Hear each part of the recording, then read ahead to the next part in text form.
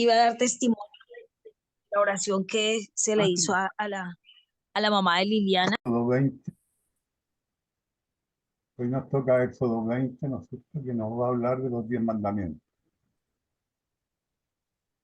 Éxodo 21 nos dice: y habló Dios estas palabras diciendo. Eso es lo que dice el versículo 1. Y habló Dios. Esto es apropiado, ¿no es cierto?, de que habló Dios estas palabras a Israel como un todo, hermano. Mientras ellos se reunían al pie del monte Sinaí, ¿no es cierto?, Dios le contestó a Moisés por medio de su voz. Bajó en una nube, ¿se acuerdan? En Éxodo 19 lo vimos. Sí. En Éxodo 19, después lo vamos a ver. El sonido de la bocina, dice Éxodo 19, iba aumentando en extremo. Moisés hablaba y Dios le respondía con voz tronante. ¿Se da cuenta qué maravilla? Mientras Moisés estaba entre el pueblo al pie del monte Sinaí. ¿Ya? Entonces el Señor le habló a Moisés, pero directamente también al pueblo de Israel. Porque mientras le hablaba a Moisés, ¿no es cierto?, el pueblo estaba escuchando lo que Dios le hablaba a Moisés.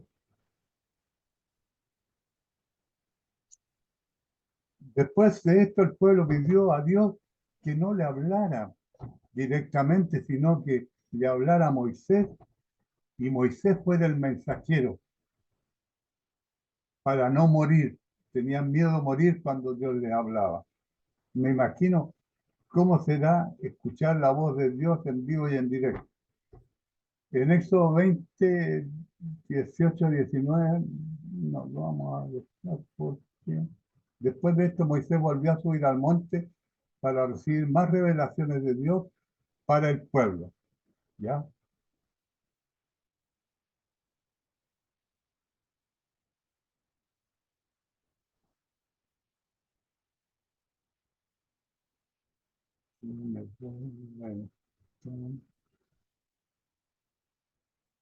Y el versículo 2 y 3 dice: yo soy Jehová tu Dios, que te saqué de la tierra de Egipto, casa de servidumbre. No tendrás dioses ajenos delante de mí. Yo soy Jehová tu Dios. ¿Ya? En el mundo antiguo, incluyendo Egipto, hermano, los hombres adoraban muchos dioses. Pero aquí, ¿no es cierto?, Yahvé, Jehová, el Dios del pacto de Israel, se puso aparte de cualquiera de las otras supuestas deidades que existían en el mundo. En estas primeras palabras Dios le recordó y le enseñó a Israel hechos o principios esenciales acerca de quién es Él, acerca de su naturaleza. Dios está por encima de la naturaleza. No es simplemente personificación del fuego, el viento y el sol, o cualquier otra cosa creada. Dios es personal, es una fuerza despersonalizada. Se relaciona y se comunica con el hombre de una manera comprensible. Dios tiene una mente, una voluntad, una voz igual que nosotros. No es igual que nosotros porque es un santo, pero Él tiene también voz, ¿ah? Tiene una personalidad, tiene un carácter, y Dios es bueno. Él había hecho bien a Israel y ahora le hace bien al darle estos mandamientos, cuya observación no solo le agrada a Él, sino que realmente es lo mejor para la humanidad. Dios es santo. Él es diferente a los supuestos dioses paganos, ¿no es cierto?, que existían en esos tiempos. ¿Ah? Que los pueblos de Egipto y otros pueblos cercanos a Israel adoraban, ¿no es cierto?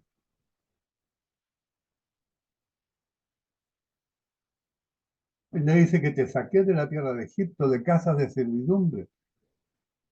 Antes que Dios le mandara algo a Israel, le recordó que había hecho por lo que había hecho por ellos. Era un fundamento claro, debido a que Dios es y lo que ha hecho por nosotros tiene derecho a decirnos qué hacer y nosotros tenemos la obligación, hermano, de obedecerlo. Dios no promulgó un código de leyes para los hijos de Israel mientras estaban en cautiverio. ¿Por qué? Porque no lo iban a poder cumplir, diciéndole que si lo obedecían, ¿no es cierto? Él los libraría, los sacó de la tierra de Egipto, de la casa de servidumbre, y le dio una ley. Después que los sacó.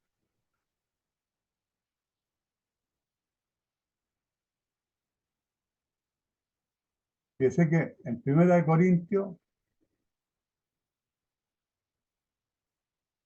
10:14 dice, por tanto, amados míos, huid de la idolatría.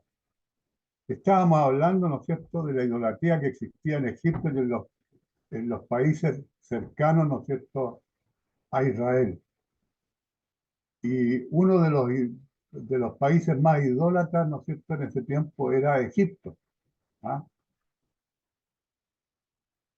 Y en 1 Pedro 4:3 dice, basta ya el tiempo pasado para ver lo que agrada a los gentiles, andando en lascivia, concupiscencia, embriaguez, orgías, disipación y abominables idolatrías. ¿Ya? Aquí Pedro se refiere, ¿no es cierto?, a que ya basta, ya pasaron los tiempos en que andábamos, ¿no es cierto?, haciendo lo que hacían los gentiles, andando en lascivia, ¿ah? Lascivia y concupiscencias son, ¿no es cierto?, pasiones descontroladas, embriaguez, orgía y disipación, abominables, idolatría. ¿Ya? Y no debemos asociarnos con aquellos que se llaman a sí mismos cristianos, pero son idólatras. Y aquí en 1 Corintios 5:11 dice, más bien os escribí que no os juntéis con ninguno que llamándose hermano fuere fornicario, o avaro, o idólatra, o maldiciente, o borracho, o ladrón, con tal, con él tal, ni aun comáis, dice Pablo en 1 Corintios 5:11. Del versículo 4 al 6, ¿no es cierto?, nos da el segundo mandamiento: no te harás imagen de ninguna semejanza de lo que está arriba en el cielo, ni abajo en la tierra, ni en las aguas debajo de la tierra. No te inclinarás a ella ni las honrarás, porque yo soy Jehová tu Dios, fuerte, celoso, que visito la maldad de los padres sobre los hijos hasta la tercera y cuarta generación de los que me aborrecen, y hago misericordia a millares, a los que me aman y guardan mi mandamiento. No te harás imagen. El segundo mandamiento prohibía no solo la idolatría con respecto a dioses falsos, sino que también prohibía hacer una imagen, cualquier cosa creada que podamos adorar, hermano. ¿Ah? No es que tú pintes un cuadro de una paloma, de una flor, no. Todo lo que tú vas a adorar, eso es lo que está prohibido. Lo único que debemos adorar es a Dios, al Padre. ¿Ya? No te inclinarás a ella ni las honrarás.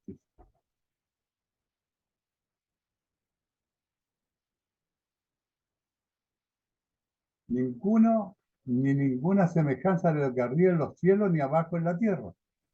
Esto está claro. No debemos hacer imagen de nada. ¿Ah? Vemos que hay, ¿no es cierto?, ciertas religiones que sí tienen y adoran a las imágenes, aunque dicen que no las adoran, sino que ellos las veneran. Y si ustedes ven el significado de adorar y venerar, significa lo mismo. El segundo mandamiento no prohíbe una imagen de algo con fines artísticos, hermano, lo que yo les decía. Dios mismo ordenó a Israel que hiciera imágenes de querubines. En Éxodo 25, pero nos vamos adelante. Harás también 2 querubines de oro labrados a martillo, los harás con los extremos de propiciatorio. en los dos extremos del propiciatorio, del lugar santo. ¿Ya? Lo que aquí prohíbe son imágenes que nosotros nos hacemos, ¿no es cierto? Y que las adoramos, como hacían, ¿no es cierto?, en la antigüedad el suegro de Jacob, ¿no es cierto? Él tenía ídolos que cuando arrancó Jacob de su casa, una de las hijas se los robó y por eso los siguió, ¿ah? Para recuperar esos ídolos que tampoco los pudo recuperar. Pero yo les cuento ese tipo de ídolos, ¿ya? O cuando entramos a una iglesia, ¿no es cierto? Y encontramos imágenes donde la gente se va a arrodillar, va a entregar ofrendas, ¿no es cierto? Y hacen muchas mandas, le piden al, estatua esa que hay ahí, le piden, ¿no es cierto?, que le haga los milagros. Para apoyar su adoración, lo que les voy a contar aquí, lo saqué aquí, para apoyar su adoración a imágenes, la Iglesia Católica Romana ha dejado este segundo mandamiento fuera del decálogo. Así ha perdido un mandamiento completo de los 10, pero para mantener el número ha dividido el 10º en 2. ¿Ya?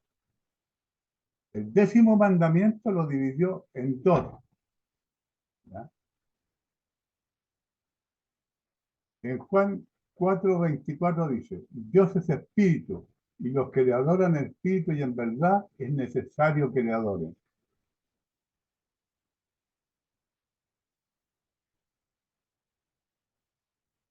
¿Cuál es el 10º mandamiento? ¿Alguien que me lo recuerde?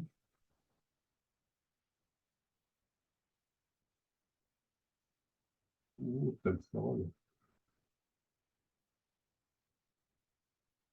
Dice, porque yo soy Jehová tu Dios fuerte, celoso. Dios es celoso, en el sentido que Él no aceptará meramente ser añadido a la vida. Él insiste en ser supremo y lo hace por amor. Los celos de Dios son amor en acción. Se niega a compartir el corazón humano con cualquier rival, hermano. Él no quiere compartir nuestro corazón con ningún otro rival, no porque sea egoísta y nos quiera a todos para Él, sino que porque sabe que de esa lealtad hacia Él depende nuestra vida moral, hermano. ¿Ah? Dios no es celoso de que nosotros, como los celos nuestros, Él es celoso de que nosotros, ¿no es cierto?, caigamos nuevamente en la adoración de ídolos y en el pecado. Que he visto la maldad de los padres sobre los hijos hasta la tercera y cuarta generación que visito, de los que me aborrecen. Esto, hermano, no significa que Dios castiga a la gente directamente por los pecados de sus ancestros. ¿Ah? O sea, no significa que si yo soy un pecador, Él va a castigar, ¿no es cierto?, hasta la tercera y cuarta generación que viene detrás de mí. No, es lo que dice de los que me aborrecen. Si los descendientes aman a Dios, no recibirán esta iniquidad. Si mi prole, mi descendencia, ama a Dios, no va a recibir esto que Dios le está, ¿no es cierto?, diciendo que Él visitará hasta la cuarta generación, hasta la tercera y cuarta generación de los que le aborrecen. Pero si la generación posterior a los que lo aborrecen adoran a Dios, aman a Dios, no hay ningún problema. ¿Ah? Esto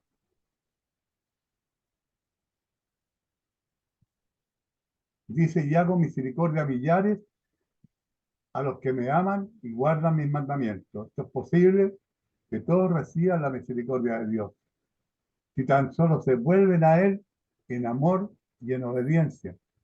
Todos los que se vuelvan a Dios en amor, en obediencia, vamos a tener la misericordia de Dios.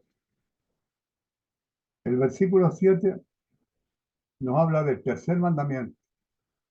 No tomarás el nombre de Jehová, tu Dios, en vano. Porque no dará por inocente Jehová al que tomare su nombre en vano.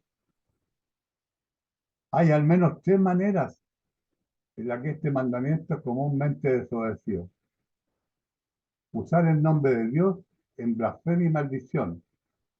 Llamar el nombre de Dios, pero actuar de una manera que lo deshonra.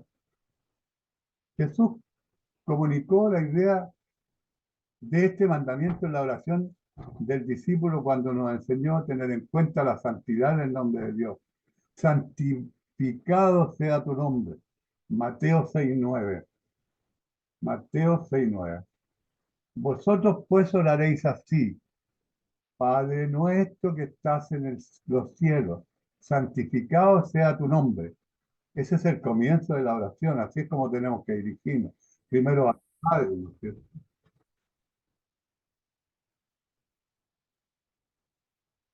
Porque no dará por inocente a quien tomare su nombre en vano. El versículo 8 al 11 nos da el cuarto mandamiento. Acuérdate del día de reposo, ese que hemos olvidado mucho, para santificarlo. 6 días trabajarás y harás tus obras, mas el séptimo día es reposo para Jehová tu Dios. No hagas en él obra alguna, tú, ni tu hijo, ni tu hija, ni tu siervo, ni tu criada, ni tu bestia, ni tu extranjero que esté dentro de tus puertas, porque en 6 días hizo Jehová los cielos y la tierra, el mar y todas las cosas que en ellos hay. Y reposo en el séptimo día. Por tanto, Jehová bendijo el día de reposo y lo santificó. El mandamiento es de respetar el día de reposo, o sea, el día sábado, como un día de descanso. Dice que no hagamos obra alguna. Este reposo era para todo Israel, para el hijo, para el siervo y el extranjero, aún para la bestia, aún para los animales.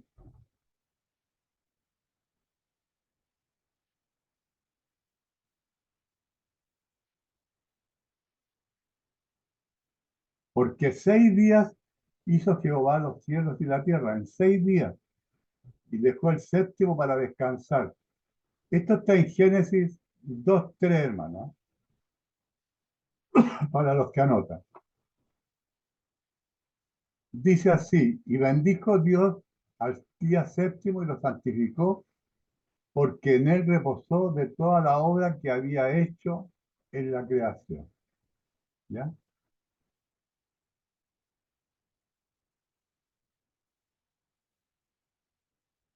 En Colosenses 2:16-17 dice: por tanto, nadie os juzgue en comida o en bebida o en cuanto a días de fiesta, luna nueva o día de reposo, todo lo cual es sombra de lo que ha de venir, pero el cuerpo es de Cristo.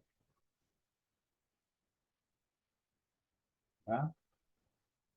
Esto se refiere a que nadie nos juzgue por lo que comamos, por lo que bebamos, ¿no es cierto? O cuántos días de fiesta, de luna nueva, o días de reposo, todo lo cual es sombra de lo que ha de venir. Pero el cuerpo es de Cristo. Nuestro cuerpo es de Cristo.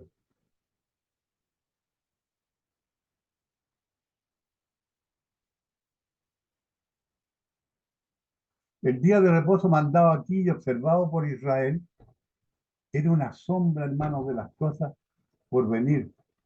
Pero el cuerpo es de Cristo. Colosenses 2:16-17. A ver, no lo tengo.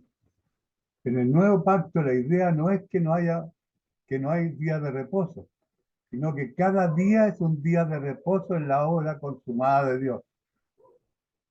Cada día es un día de reposo en la obra consumada de Dios, dado que la sombra del día de reposo se cumple en Jesús. Somos libres de guardar cualquier día en particular o ningún día como día de reposo según la costumbre del antiguo Israel. No estoy de acuerdo. Pero sin embargo, no nos atrevamos a ignorar la importancia de un día de descanso. Dios nos creó para que necesitáramos uno, como un carro que necesita mantenimiento regular, nosotros necesitamos un reposo regular. Vea la comparación que hice.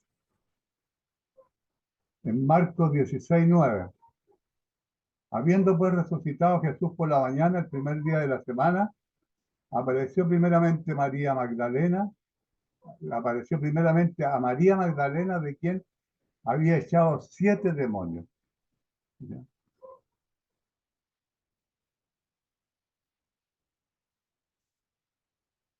Dice que el Señor, Dios nos da 6 mandamientos sobre nuestra conducta entre Dios y el hombre.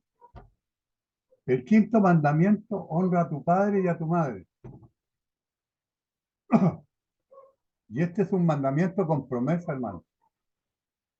Este es un mandamiento importante porque es un mandamiento con promesa.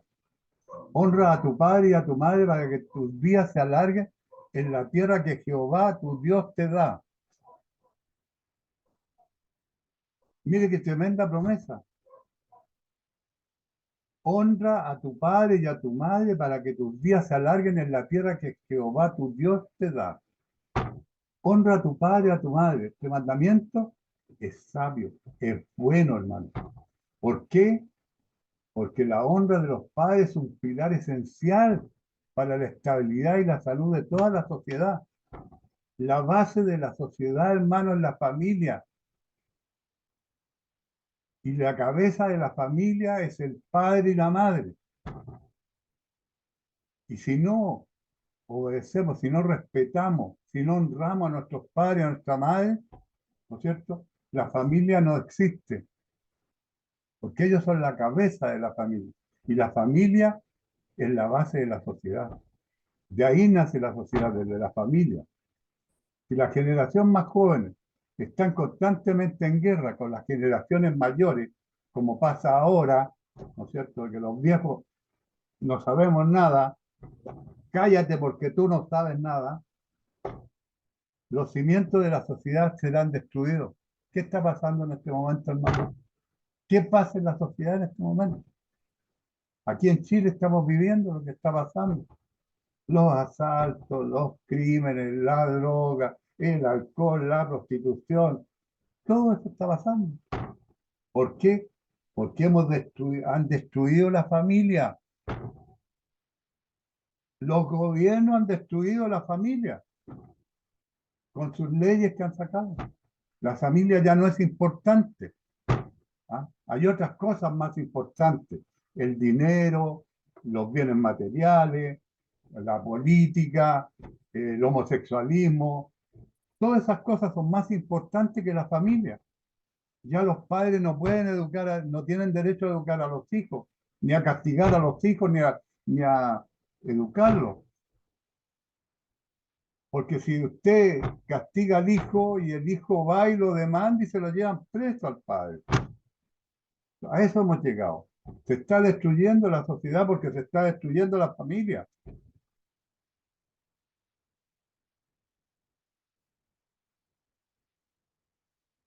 ¿Qué es lo que significa honrar a los padres? Hay que valorarlo, ¿ah? Cuidarlo, mostrarle respeto, reverencia.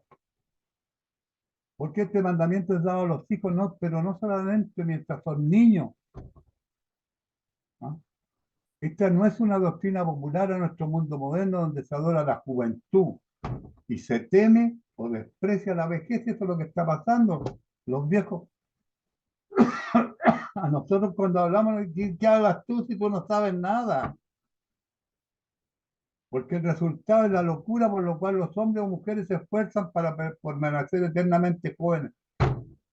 Todo, fíjese, vean la televisión, vean los diarios, vean, todo el mundo quiere ser eternamente joven. Se hacen un montón de cuestiones, no sé cuántas veces se estiran la piel para poder seguir siendo jóvenes. Pero si la juventud se lleva adentro, ¿Ah? Los años no pasan en vano. Aunque nos estiremos la piel todos los días, nos tiñamos el pelo, hagamos lo que hagamos, la juventud no va a permanecer.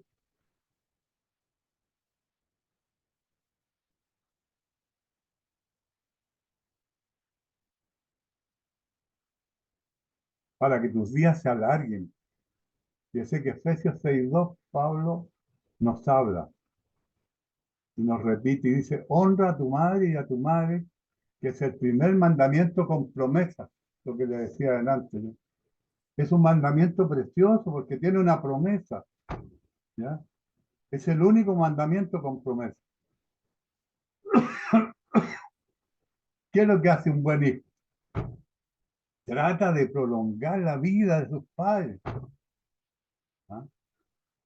Como así Dios le promete al hijo que si él, ¿no es cierto?, honra a su padre y a su madre, va a alargar sus días de vida en este mundo, esta tierra, así también el hijo tiene que tratar de prolongar la vida de sus padres, cuidándolos, dándoles cariño.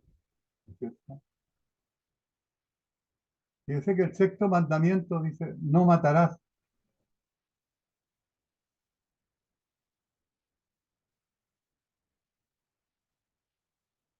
No matarás. En hebreo como en español hay una distinción entre asesinar y matar.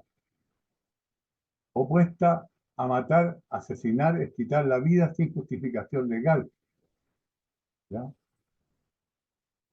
Ni una justificación moral, por ejemplo, matar en defensa propia. Solo se usan dos palabras en el hebreo tan contundentes como sería la orden no mates en español.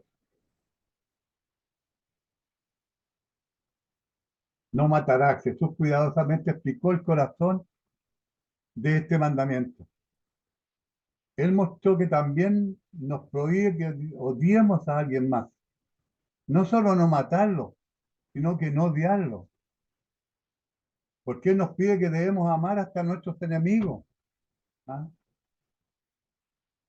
Él mostró que también nos prohíbe que odiemos a alguien más.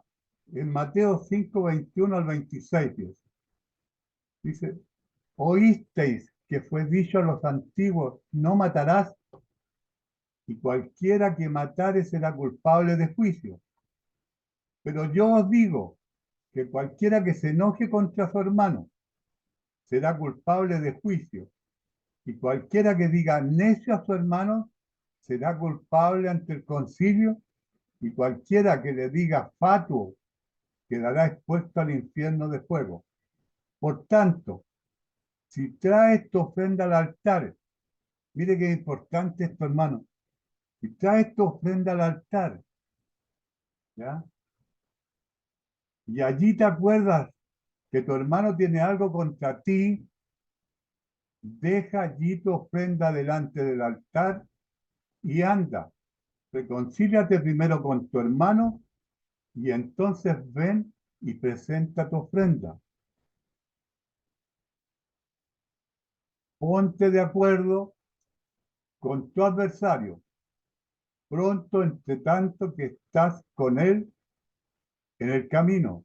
No sea que el adversario te entregue al juez y el juez al alguacil y seas echado en la cárcel. De cierto te digo que no saldrás de allí hasta que pagues el último cuadrante. ¿Ya? Eso es lo que Pablo nos está enseñando, o sea, Mateo nos está enseñando en el capítulo 5, versículo 21 al 26.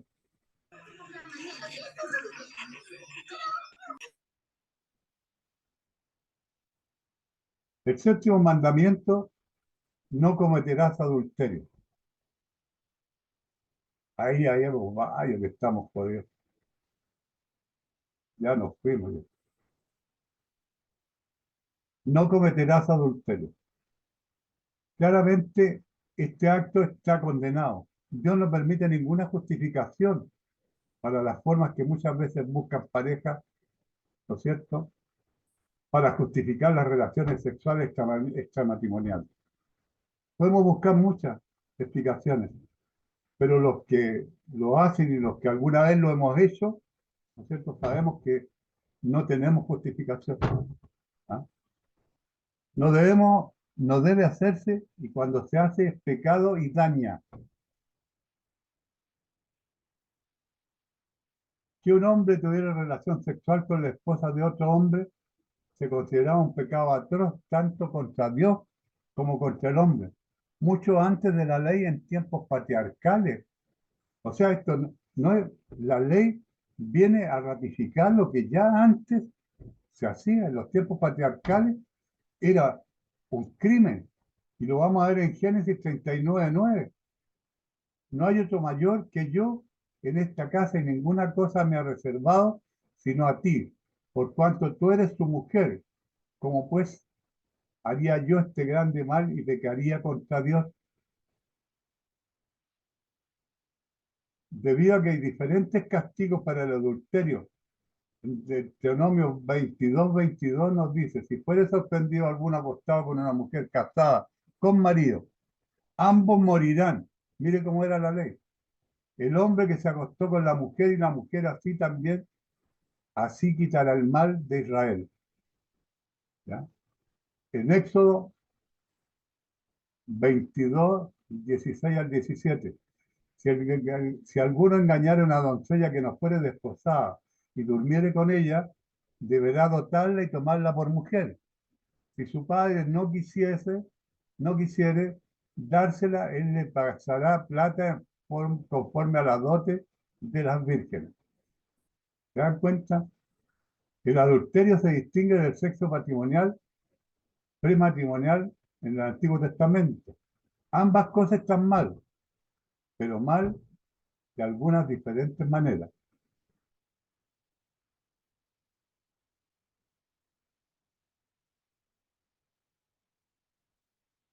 En Gálatas 5:19,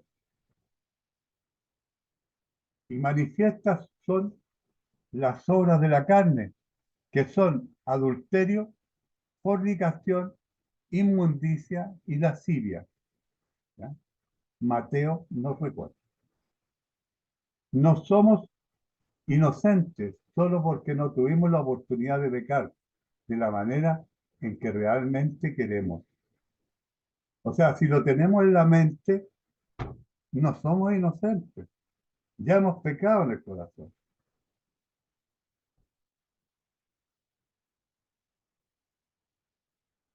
En el versículo 15 nos da el octavo mandamiento. No hurtarás. Este mandamiento es otro importante fundamento para la sociedad humana, el cual establece el derecho a la propiedad, hermano. Dios claramente ha confiado ciertas posesiones a ciertos individuos y no se les permite a otras personas o estados tomar estas propiedades sin el debido proceso legal, ¿ya? O sin la autorización de la persona que es la dueña de esos bienes. El hacerlo a la fuerza o de otra es robar, es hurtar. También podemos robarle a Dios. Por supuesto, esto exige que honremos a Dios con nuestros recursos económicos. ¿Ya? Aquí está hablando el pastor. Eh, para que no seamos culpables de robarle.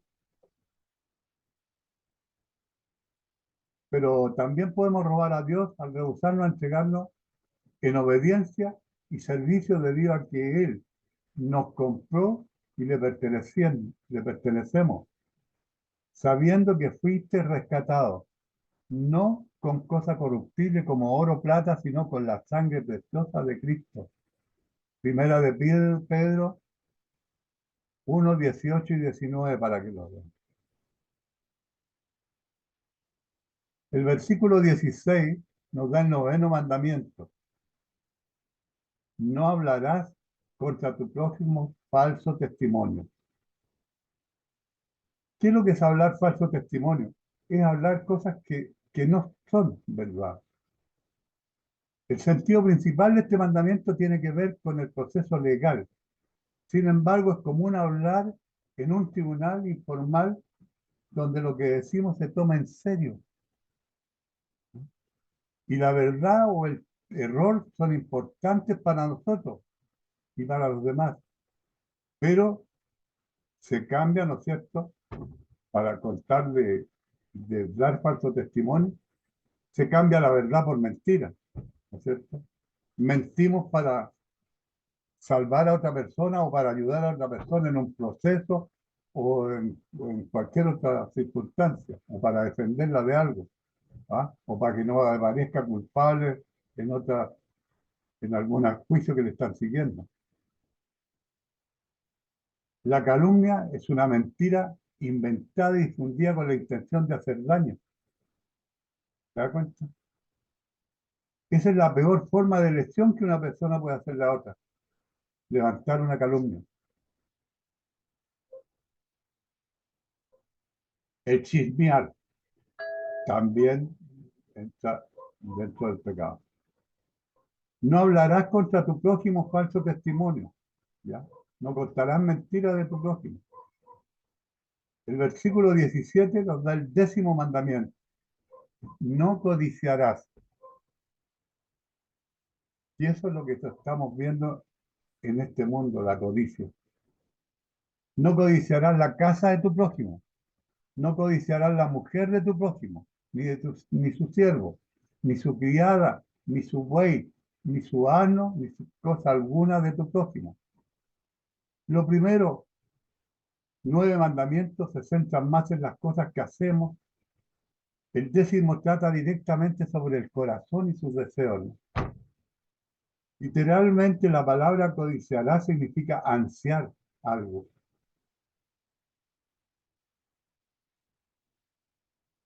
La codicia trabaja de esta manera. La mente lo admira, la voluntad se le acerca a él y el cuerpo entra para poseerlo.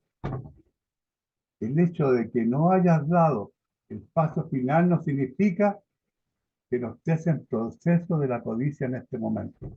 O sea, que yo no logre finiquitar el acto, ¿no es cierto?, de codiciar, no significa que esté libre de este pecado, porque yo ya lo codicié, ya, para mí ya lo tuve.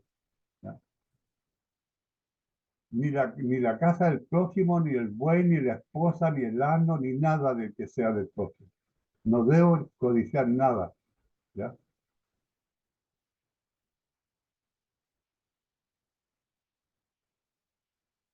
En Hebreos 13:5 dice, sea vuestra costumbre sin avaricia, contento con lo que tenéis ahora, porque Él dijo, no te desampararé ni te dejaré. Hebreos 13:5. En Efesios 5:5, porque sabéis esto, que ningún fornicario o inmundo o avaro que es idólatra tiene herencia en el reino de Cristo y de Dios. Para que vamos tomando en cuenta si estamos dentro de este grupo, ¿no es cierto?, lo que nos espera. Vamos al versículo 18. Todo el pueblo observaba el estruendo y los relámpagos y el sonido de las bocinas y el monte que humeaba, y viéndolo el pueblo temblaron y se pusieron de lejos. Claro, que en el monte Sinaí todos vieron cuando el monte temblaba, ¿no es cierto? Y cuando Dios hablaba con Moisés, ¿no es cierto? Escuchaban la voz de Dios y se aterrorizaron y tocaban las trompetas, ¿no es cierto? El pueblo de Israel estaba totalmente aterrorizado. Pero los relámpagos, la palabra aquí es inusual y se puede traducir como antorcha, el relámpago. Significan destellos, bolas de fuego. Imagínense cómo sería ese monte cuando Dios estaba en el monte. ¿Ah? Se habla de bolas de fuego. Es la misma palabra que se usa, ¿no es cierto?, el símbolo de la presencia de Dios que Abraham ve al hacer el pacto con Dios en Génesis 15.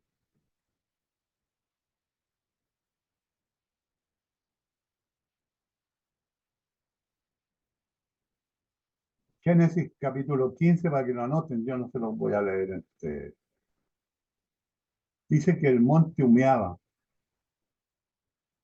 En Deuteronomio 5:23 explica: y aconteció que cuando vosotros visteis la voz de en medio de las tinieblas, y visteis el monte que ardía en el fuego, vinisteis a mí, todos los príncipes de vuestras tribus y vuestros ancianos, porque el monte humeaba, dice que el monte ardía con fuego. Temblaron y se pusieron de lejos. Todo el fenómeno no hizo nada para acercar a la gente a Dios, solo los que se pusieran de lejos.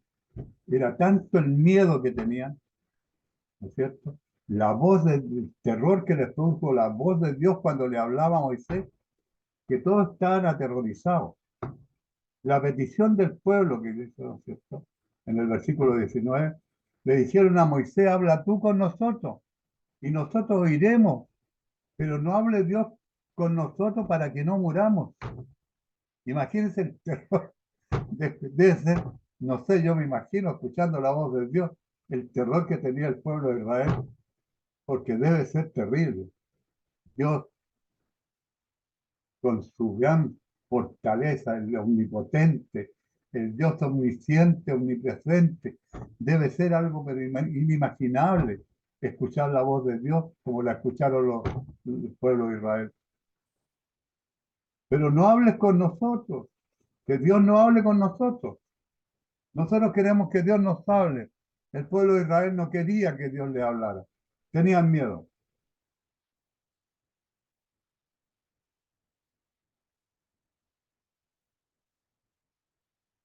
En Éxodo, a ver, veamos Apocalipsis 1:17. Cuando le vi, caí como muerto a sus pies, y él puso su diestra sobre mí diciéndome: no temas, yo soy el primero y el último. ¿Quién será, hermana Elena?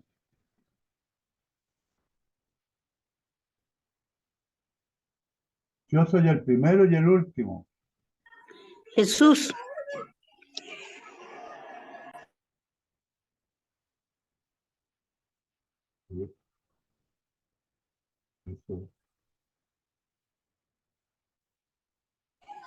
Mateo 5:17. No penséis que he venido para abrogar la ley o por los profetas. No he venido para abrogar, sino para cumplir.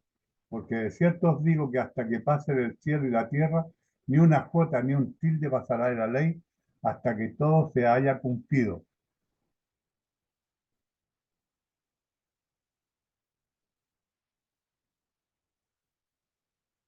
En el versículo 20 está el propósito de este temor. Y Moisés respondió al pueblo: no temáis, porque para probaros vino Dios, y para que su temor esté delante de vosotros, para que no pequéis.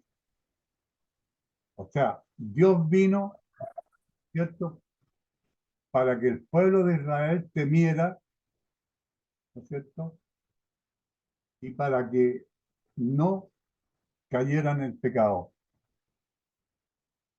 Porque para probaros vino Dios, ¿no es cierto? Dios vino para probar al pueblo de Israel, que escuchara su voz cuando le hablaba a Moisés. Bajó en la nube, ¿no es cierto? Y ellos se aterrorizaron. Israel quería separarse de la presencia manifiesta de Dios, pero Dios tenía la intención de probarlos para bien.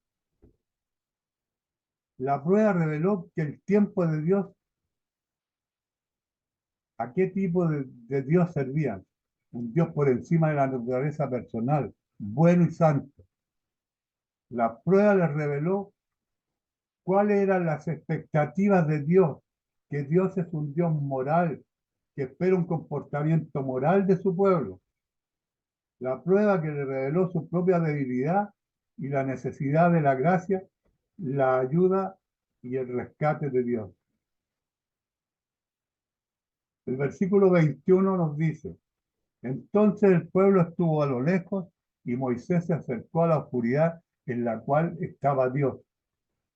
Entonces todo el pueblo se alejó y el que subió al lugar donde estaba Dios, ¿no es cierto?, fue Moisés.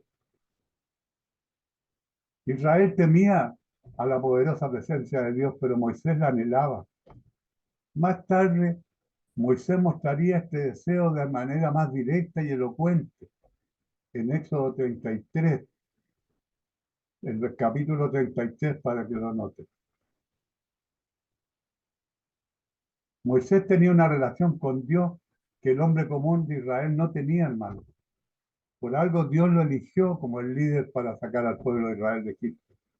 A través de las circunstancias de la vida, de su vida y la revelación directa de Dios, Moisés fue consciente tanto del santo poder de Dios como de su gloria y gracia. Moisés se acercó a la oscuridad en la cual estaba Dios. No era que Moisés fuera un santo intachable, hermano, porque era un ser humano. Moisés es un asesino que había sido perdonado y restaurado por Dios. ¿Qué me van a decir? ¿Cómo un asesino, Moisés? Acuérdense que mató a un judío, o sea, mató a un egipcio, porque estaba maltratando a un judío. Entonces, era un asesino. No es mentira, pero perdonado por Dios. ¿Ya? El que se arrepiente, Dios lo perdona. Moisés sabía lo que era conectar con Dios bajo la base de la gracia y no de lo que uno se merece.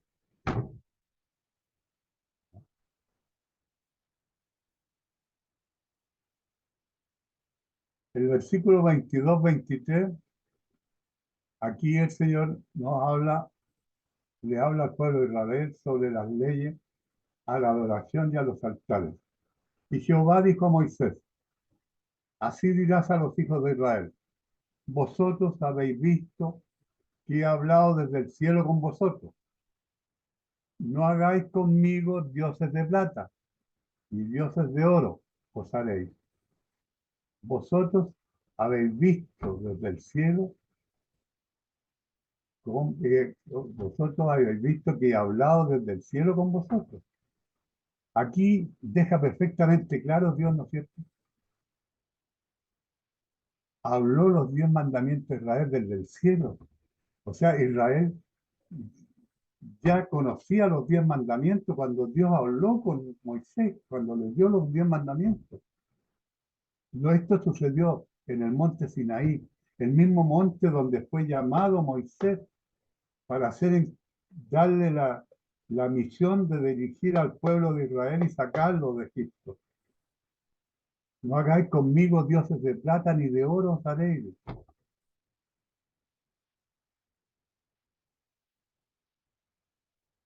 Versículo 24 al 26. Altar de tierra harás para mí y sacrificarás sobre él tus holocaustos y tus ofrendas de paz, tus ovejas y tus vacas. En todo lugar donde yo hiciere que esté la memoria de mi nombre, vendré a ti y te bendeciré.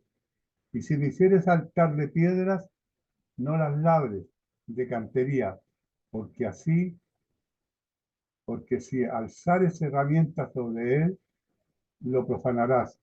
No subirás por gradas a mi altar para que tu desnudez no se descubra junto a él. ¿Ya? Estas son las instrucciones para los altares, la construcción de los altares que le da Dios a Moisés y al pueblo de Israel.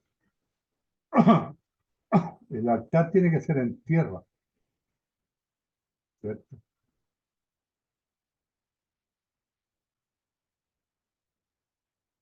El altar viene del latín alto, ¿no es cierto?, que significa alto o elevado, porque los altares eran alzados para darle preeminencia y dignidad. Sin embargo, la palabra hebrea para altar tiene el sentido de un lugar de sacrificio o muerte proveniente de la palabra hebrea matar.